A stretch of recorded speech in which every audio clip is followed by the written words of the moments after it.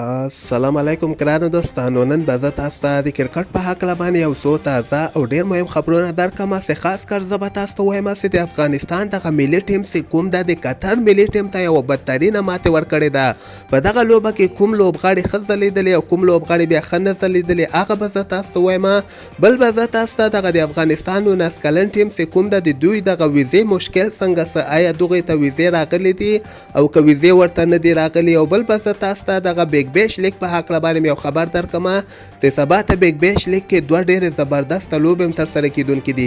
د دغه لوبو وختونه به هم زه تاسو ته وښیم ځکه دغه وختونه یې بدل سوي دي او د پاکستان سوپر لیګ دغه ډرافت په هکله به هم زه تاسو ته یو خبر درکړم. ویډیو تر اخره پورې وګورئ، په هر څه به تاسو پوه سئ. نو راځم اول زه تاسو ته وایم چې نن د افغانستان دغه ملي ټیم چې کوم ده په قطر کې د قطر ملي ټیم سره یې هسې یوه پریکټس لوبه ترسره کړله.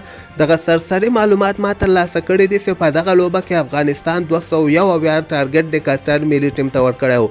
په دغه کې به زه تاسو ته وایم رحمت شاه وایي 15 رنزه کړي دي، ریاض حسن وایي 15 رنزه کړي دي، دغې نه علاوه درویش رسولین بیا 15 رنزه کړي دي او لاندې کې عظمت الله عمرزیم یعنې 150 نه زیات رنزونه کړي دي.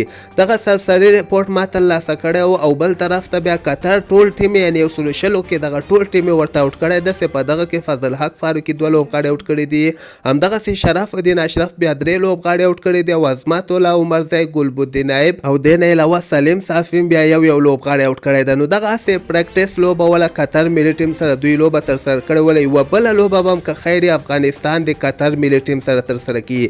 دغه 2 پریکټس لوبې به ترسره کیږي. هغې نه وروسته 21 جنوري باندې به افغانستان نیدرلینډ سره که خیري خپله مهمه لوبه په قطر کې ترسره کیږي.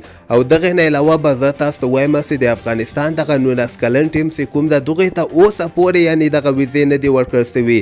زه به تاسو ته وایم چې ویسټ انډیز له طرف نه دوی ته فلحال اوسه پورې یعنې د افغانستان دغه ځوان لوبغاړي انډر 19 ټیم په دوبۍ کې دي. که چېرته دغه 2-3 ورځې کې دوی ته ویزې رانسي نو دوی به د افغانستان به یعنې 19 کلن ټیم به نړیوال جام کپ کې لوبه نسي ترسره کولی. دوی به بیا افغانستان ته راځي او نړیوال جام کپ کې به د افغانستان 19 کلن په ځای باندې یو بل ټیم ICC ور اضافه کړي.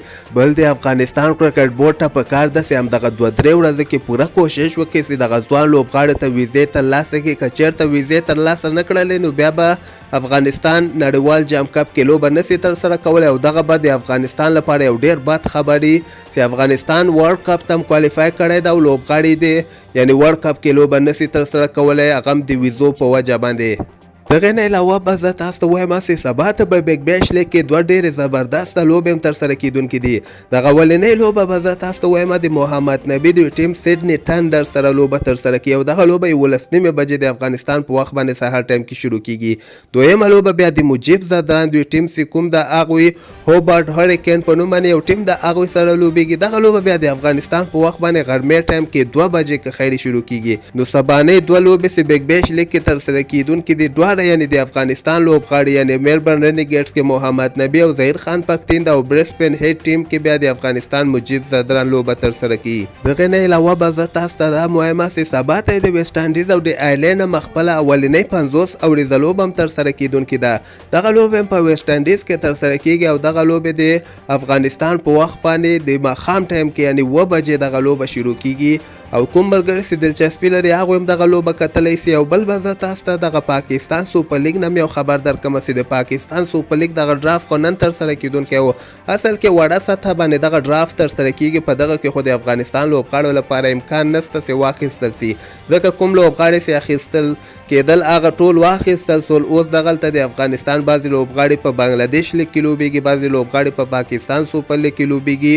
خو دغه ډرافت کې چې کوم د 12 لوبغاړي به دوی اخلي، 6 به خارجي اخلي او همدغسې 6 به بیا د پاکستان دغه داخلي لوبغاړي چې کوم دي کوم چې ډېر ښه پرفارمنس ورکړی ده هغه به پکې اخلي. نو دغه بولي چې کومه یوه ده دا نن ترسره کېدله بیا تخنیکي ستونزې په وجه باندې دغه بولي به که خیر سبا ته ترسره کیږي. د کرکټ تازه خبرو لپاره تاسو دغه چینل هم در سره سبسکرایب کولی شئ.